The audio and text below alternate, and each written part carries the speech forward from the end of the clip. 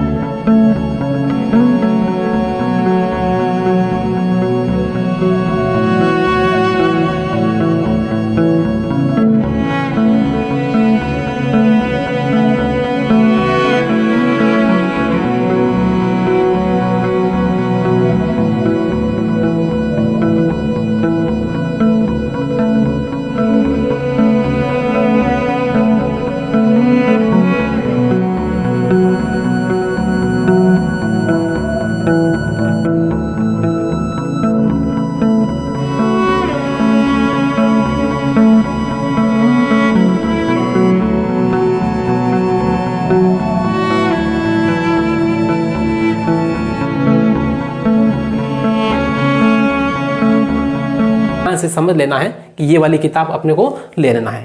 Right, अब इसके बाद फिर यहां पर अब ये प्रैक्टिस हुई किसकी, पुराने स्टूडेंट्स के लिए।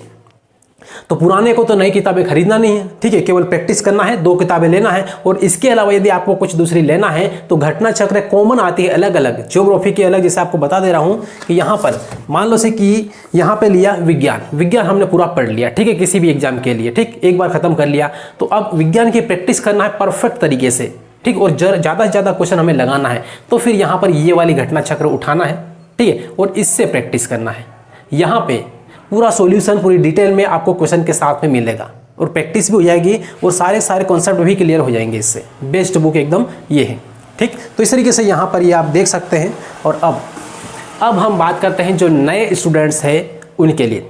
नया स्टूडेंट जब यहाँ पे कॉम्पिटिटिव की दुनिया में एंटर करता है तो उनको ये समझ में नहीं आता कौन सी किताब से हम पढ़ना स्टार्ट करें, ठीक है, और बहुत सारी गलत सलत किताबें खरीद लाता है मार्केट में जाके और फिर बाद में उसको ऐसा लगता है नहीं यार ये तो किताब गलत आ गई। ठीक है, तो अब परफेक्ट जो किताब है जो आपकी तैयारी को सही डायरेक्शन में ले जाएगी वो कौन सी किताबें हैं। तो सबसे पहला जो नया स्टूडेंट है उनको, जिनको एकदम जीरो नॉलेज है इस दुनिया का, तो अब वहाँ पर उसके लिए तो सबसे बेहतर बुक तो ये लुसेंट ही है। ठीक है, नई वाली लुसेंट नहीं, ये पुरानी है, नई वाली आपको लेना है और ये वाली से आपको स्टार्ट कर देना है।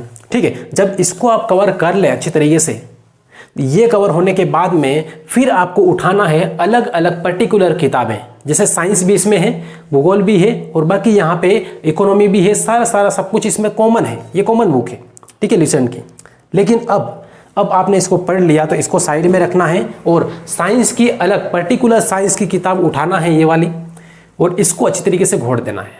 इसको एक बार आपने रगड़ लिया अच्छी तरीके से, घोट दिया, तो आपको साइंस की दूसरी बुक को हाथ लगाने की कोई ज़रूरत नहीं पड़ेगी। क्लियर है इतना? साइंस में तीनों पार्ट है, फिजिक्स, केमिस्ट्री और मैथ्स। ठीक है, और बाकी यहाँ पे विज्ञान प्रौद्योगिकी। क्लियर इतना। तो साइंस के लिए यहाँ पर ये है, जो आपको एमपीपीएससी बोलो या फिर अदर स्टेट की पीसीएस, किसी भी स्टेट में आप रहते हैं उसमें साइंस की तैयारी करना है तो ये वाली बुक, और उसके बाद फॉर ऑल मतलब सारी कॉम्पिटिटिव एग्जाम की तैयारी करने के लिए भी ये एक ही बुक है, ठीक है। तो इस तरीके से एमपीपीएससी, स्टेट पीसीएस कोई सी भी दूसरी है, और बाकी यूपीएससी के लिए यहाँ पर ये बुक सही साठ है एकदम, ठीक है।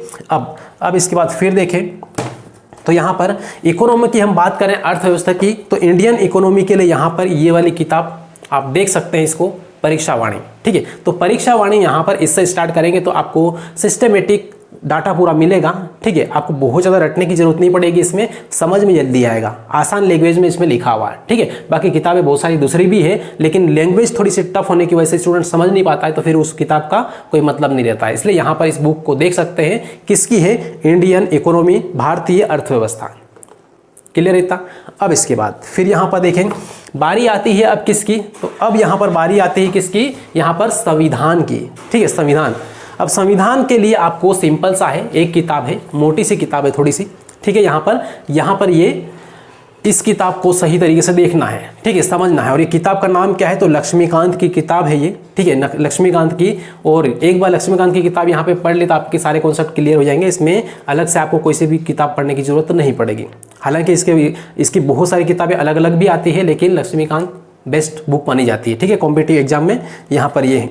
और फिर अब यदि बात रही ये कि आप यदि एमपी से है हम, ठीक है, और हम बात करें किसकी, एमपीपीएससी की, एमपीपीएससी की तैयारी करना है और एमपी के बारे में नहीं पढ़ेंगे तो फिर एग्जाम नहीं निकल पाएगी, ठीक है। इसलिए एमपी के बारे में पूरा डिटेल में पढ़ना है, तो उसके लिए कम मेहनत लगेगी और अच्छी तरीके से पढ़ाई हो जाएगी। उसके लिए किताब कौन सी है, तो देख लो इसको ध्यान से। यहाँ पर ये है महेश कुमार वर्णवाल की किताब है ये, ठीक है, महेश कुमार वर्णवाल की, देख लिया सही तरीके से। अब इसमें आप खोल के देखेंगे तो जो मेन पॉइंट है उनको हाईलाइट करके पूरा दिया है कलर में, इस तरीके से आप देख सकते हैं, ठीक है, कलर में सारा सब कुछ दिया हुआ है, राइट। तो इस तरीके से यहाँ पे ये किताबें थी जो मैंने आपको बताई, इन किताबों को बस सही तरीके से घोट देना है, बाकी दुनिया भर की किताबों को हाथ लगाने की जरूरत नहीं है।